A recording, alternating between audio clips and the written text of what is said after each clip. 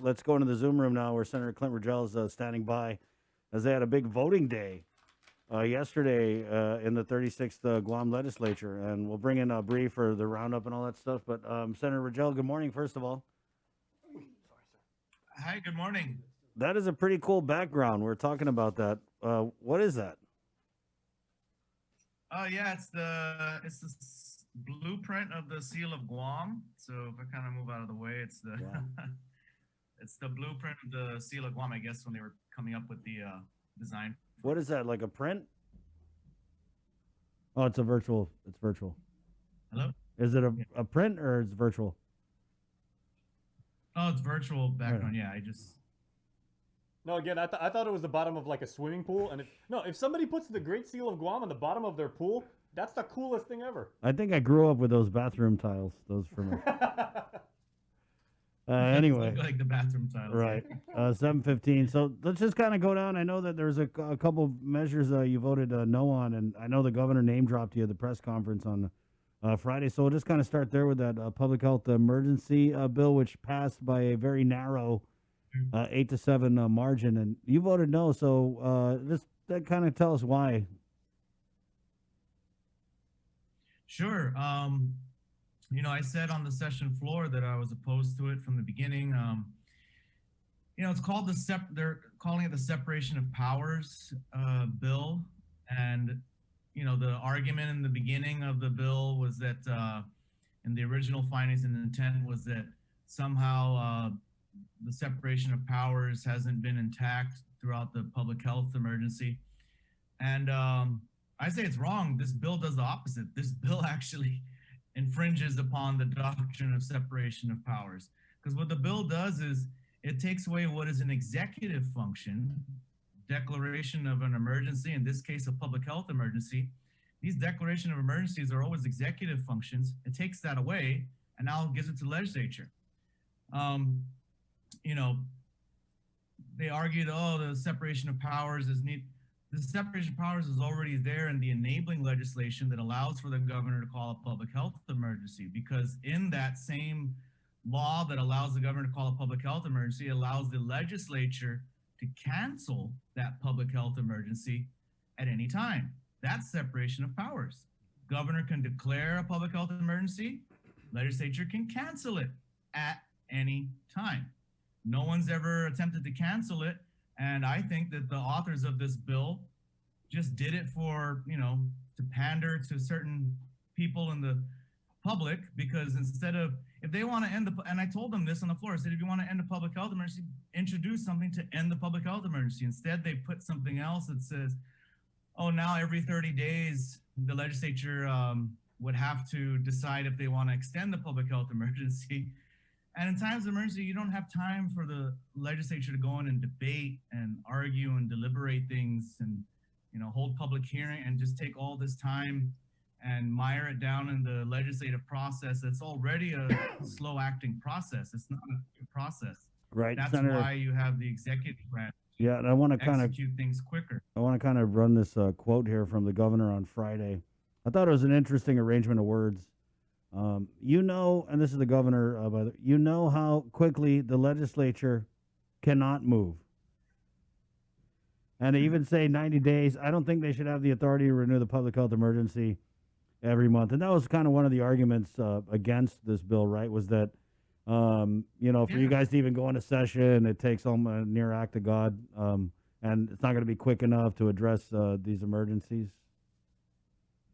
Is that something you agree with? Yeah, absolutely. That's absolutely right. That's why declarations of emergency are usually executive functions. And then the separation of powers part is the legislature. If the legislature thinks it's an improper declaration, can come in and nullify the declaration of emergency. That's where there is a separation of powers. It's the same thing with when the governor appoints cabinet members or directors of agencies or board members of boards and other things. Imagine if it was up to the legislature to appoint all of these positions. The positions probably never be filled just because the legislative process takes forever. Instead, it's the other way. The governor appoints it, then if the legislature doesn't like the appointee, the legislature can not confirm the appointee, vote it down. But in the meantime, that appointee's there acting, doing work, right? Because it takes time for the legislative process to act. That's why there's executive functions and legislative functions. So that was one issue I had. I also pointed out too that it's interesting to note that the authors of this separation of powers bill, which would basically let's look at what would have happened if this bill were law already during this pandemic. The governor would have come in, declared a public health emergency back in March of last year. Then every 30 days after that, the legislature would have to come back in to extend the emergency, or not extend the emergency, but every 30 days coming back in to argue for whether or not it should be extended. Well, the authors of this bill are the same proponents and authors of a bill for a part-time legislature that would only meet twice a year. So I think it's interesting to me. That means that the authors of this bill are saying to us that even they recognize that you need a full-time legislature. So you can, it's like they want a part-time legislature on one hand that meets twice a year. On the other hand, they have this bill that says, oh, every 30 days, the legislature will have to renew a public health emergency. Right. I kind of think that's almost like an apples and oranges thing. But we'll go back to the separation of powers. So, Senator, it kind of is like a little inconsistent because you had like the governor come out last year and with the CARES Act saying that the legislature had no authority to appropriate this federal money, right? And she was very firm on that. But then when Senator Amanda Shelton's bill, I think it was the McGough, that bill did exactly that with the approval of Adelup. So how do you kind of not defend, but what do you make of these inconsistent applications of these arguments about separation of powers?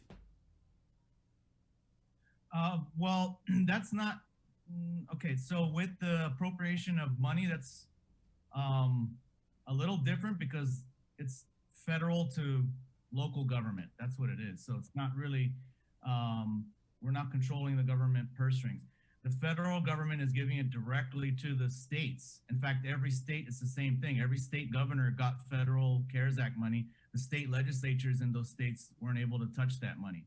So that's what that is. But as far as you're referencing another bill, that's that's a good question. I don't know how that works with that bill and why there was a need for that bill in the first place.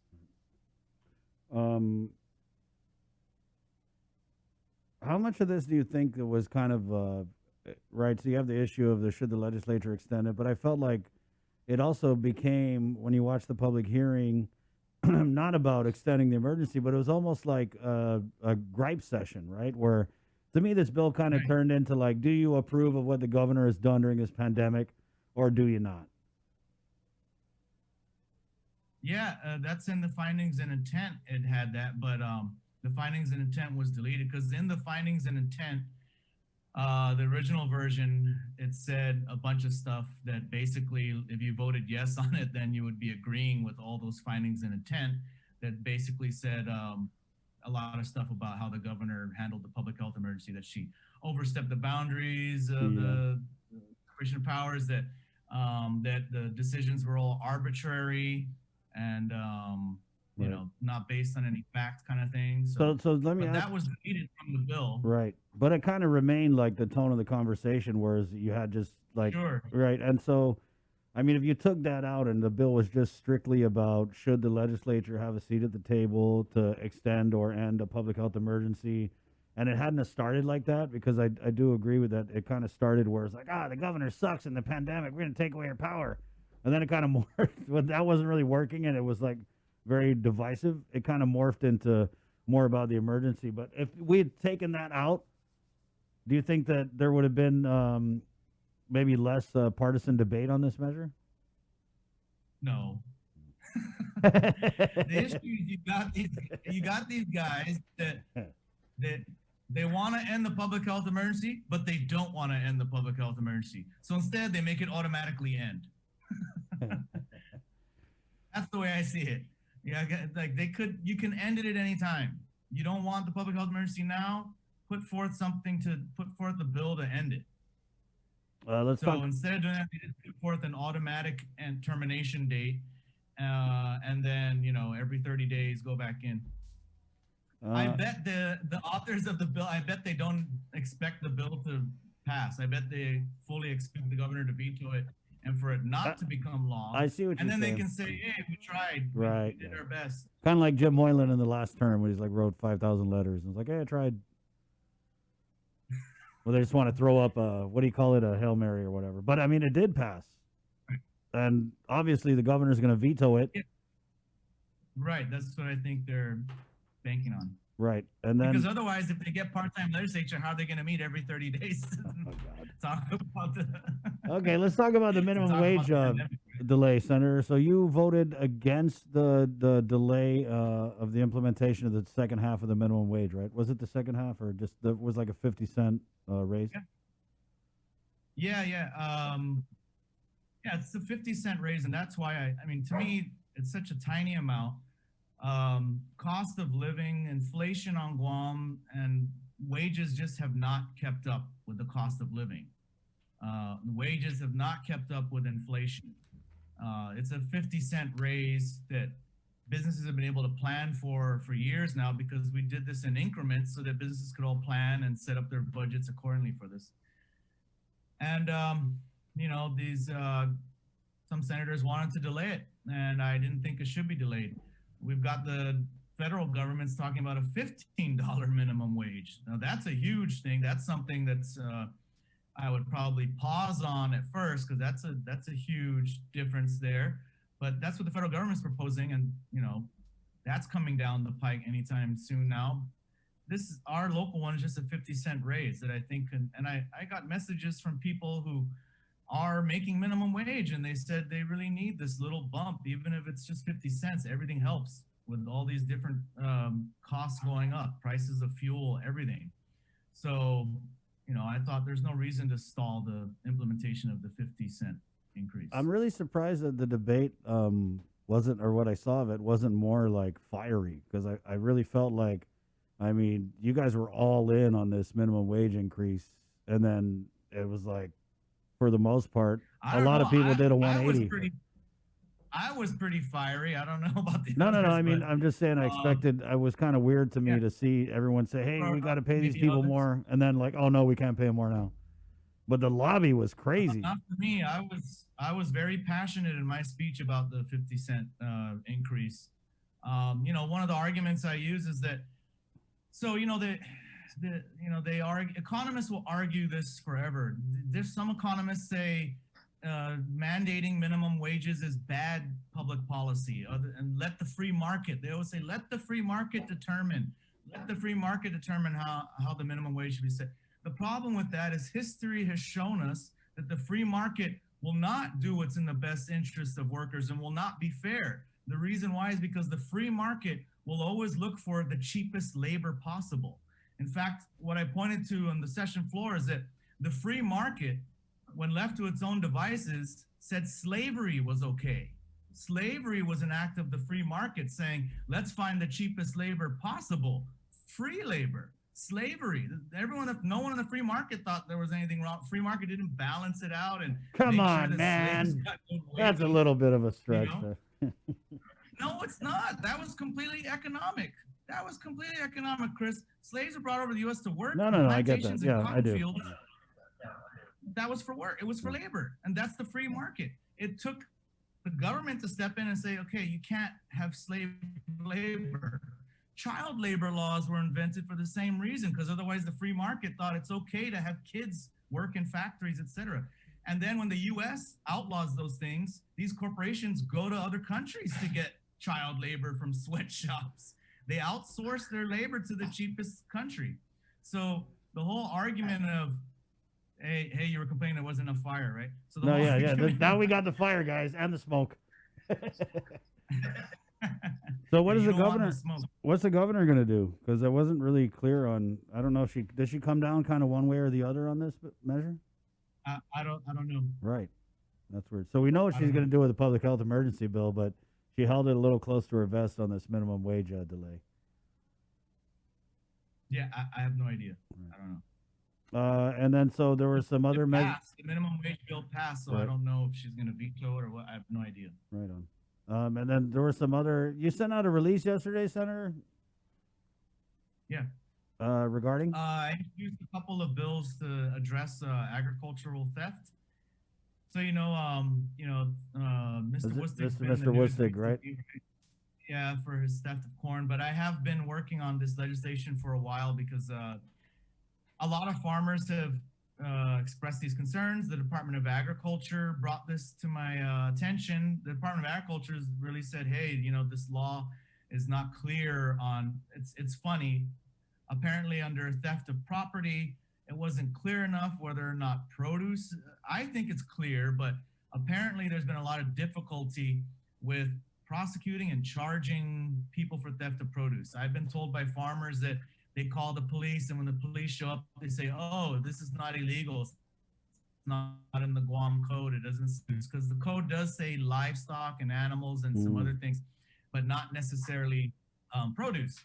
So, with that, we introduced a bill to make sure that it's clear that produce is considered property, so that they can clearly charge them for theft of property. Then I introduced a companion bill that would require that any businesses, restaurants, for example, etc., that buy produce have to buy produce from a registered bona fide farmer. And the reason for that is that would prevent them from, right now, the reason why people are stealing produce, what I'm being told by most farmers, is their produce gets stolen and then the people go sell the produce for cash. Yeah.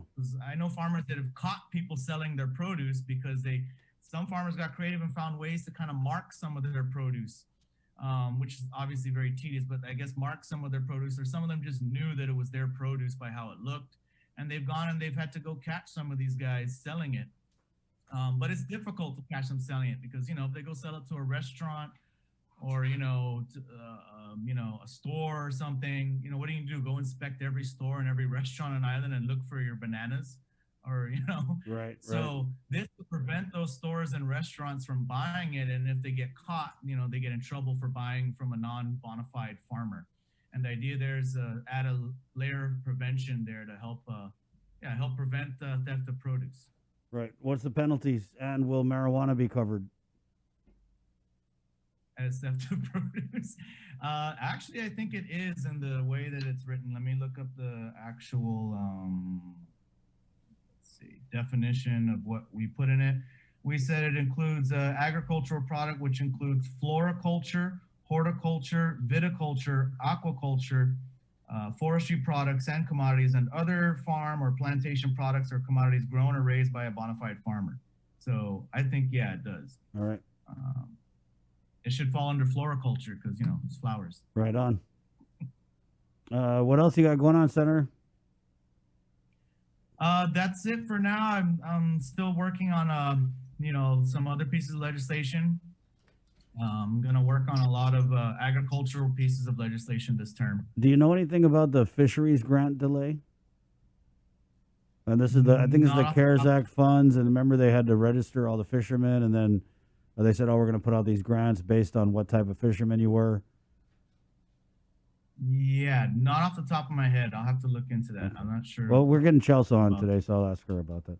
Hey, but I wanted to ask you because there was an opinion, I think, in the Post, and it was about the senators getting the vaccine, and they kind of went in hard on it, right? And they were like, "Oh, there's no reason why senators should get the vaccine ahead of like frontline essential workers, like I think grocery store workers." Did you have a stance on that, or do you see where they're coming from, or do you think it's? Yeah, I think the grocery workers should get it first. I don't think the senators should get it first. So yeah, but I did put a quote in there that I said, it is interesting because the senators are sort of damned if we do, damned if we don't. Because I know people that were clamoring, saying, "Oh, all you politicians take the vaccine first. We don't trust it. You guys take it first." And I was like, if that's what you want, I'll take it first. Then other people are like, "Why are you taking it first? The frontline workers should take it first." So it's like, which one is it? For me, I don't care. You want me to take it first to prove it's safe? I'll take it first. You want me to wait to the end? I'll wait to the end. It's like, that being said, though, do you think that, when we're looking at the businesses that were allowed to remain open, like, for example, the grocery stores or whatever, what could we do better to get those types of groups vaccinated? Because even media is supposed to be essential. But we haven't heard anything. I don't know. There's a vaccine whatever board that's determining that, and I don't know what parameters they use to determine it. Right. I'm not a health expert. Yeah. I know you might think I am, but I'm not. I don't know is the answer. That's why you got to have these guys sit down and figure it out. I mean, that's what these guys are for. They're supposed to sit down and figure out, all right, how do we prioritize and figure out who should get it first and who's most at risk.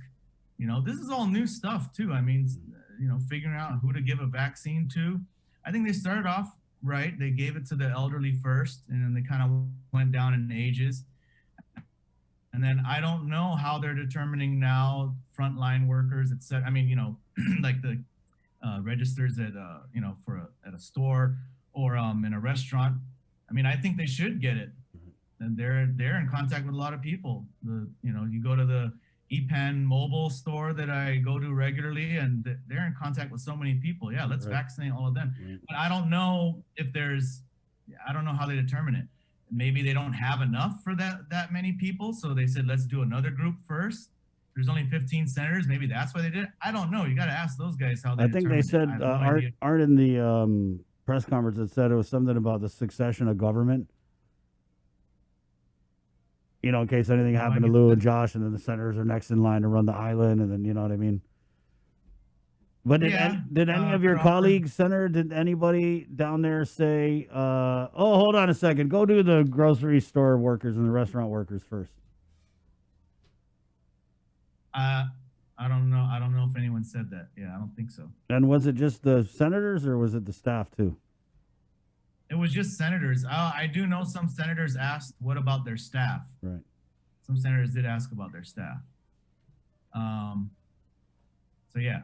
Look, I got vaccinated not because of being a senator. I took my parents in to get their vaccine, and the public health worker said, Senator, why don't you get yours? I said, I'll wait my turn, because this is before they said senators could get theirs, right? Right. I said, I'll wait my turn. And they said, oh, no, you qualify as a caregiver. And I said, are you sure? I don't need it. I mean, just let everyone else get it first. I don't want to step in front of anyone. Oh, no, Senator, you qualify as a caregiver because you're the caregiver for your parents. So and then they were all looking at me like if I was really going to get it or not, like if I would prove that I'm down to get it. And I was like, okay, give it to me then. I'll take it. So I got it. And yeah, there's a like few. I said, for me, I can wait, or I can, want me to get it now? I'll get it now. It doesn't. Right, and I would like to see other people get it first, for sure. Like those who work, in grocery stores and restaurants, for sure. Right. I also wanted to ask about this. Are you going to that fundraiser tomorrow? What fundraiser? Can we pop that up, guys? There's a $500 plate fundraiser tomorrow at Hyatt. I don't think I've ever been to a $500 plate fundraiser. Like, okay, let me see your shoes. Yeah, you can't come in here, Senator.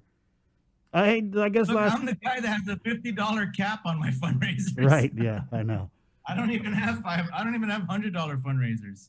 I guess last question was because you had oversight of the port in the last term, and there's just been all kinds of crazy happening with it this term. But I think one of the criticisms levied by, I want to say it was either Senator Joanne or somebody was saying that there wasn't a lot of oversight over the port in the previous term. Did you care to respond to that or wade into this? Defend your honor. Last term. Yeah, we went over this before. Senator Brown accused me last time of I don't know what she wanted. She just wants us to fire those guys who got reinstated, which we can't do. The CSC reinstated them. They went to court. These guys went all through the court system, got reinstated, and got told to be paid back wages and everything. And for some reason, she wants, I don't know what she wants. She didn't like those guys, remember? When she was there, I think she's the one who fired them. All right. Senator, thanks for your time. It's always a good time with you. Yeah, yeah. I mean, I guess on that, I would just respond that there was that audit that came out about the overpaying of the Port 7. So to you, sure. Well, if there's overpaid, they got to fix that. That audit just came out recently. I did see that audit. Definitely, yeah. Go back and correct whatever was overpaid. Right on. Absolutely. That's what the auditor's there for, and so I'm glad he did that audit. But I mean, I guess his assertion that what I don't know that there wasn't enough oversight. Senator Brown just didn't like the fact that all those Port 7 were reinstated and given money. So it was a Port 7 thing And for that you. thing gets so mired down in politics Right. from back then. There was so much politics going on. I don't even remember all the details of all the things that were going on back then. That's when. Anyway, let me just ask you then while we're I on don't this. have oversight of the port now, so Senator Brown should be happy since I did such a horrible job last term. I don't have it this term, Senator Brown. You happy? Woo! What about the official misconduct bill? I know there's a public hearing on that tomorrow. Did you have any position on that at all? And this is the measure that would bar those convicted of official misconduct from being hired into GovGuam. Oh, great. I haven't read the bill yet, but in theory, it sounds like a good bill. I haven't read it yet, but in theory, it sounds like a good. It's going to bar people. You said people convicted of official misconduct from working in the government again. Yeah, I think it sounds like a good idea. Okay, Senator. Thanks. Thank you. There you go, Senator Clynt Ridgell in the KUM News Zoom room.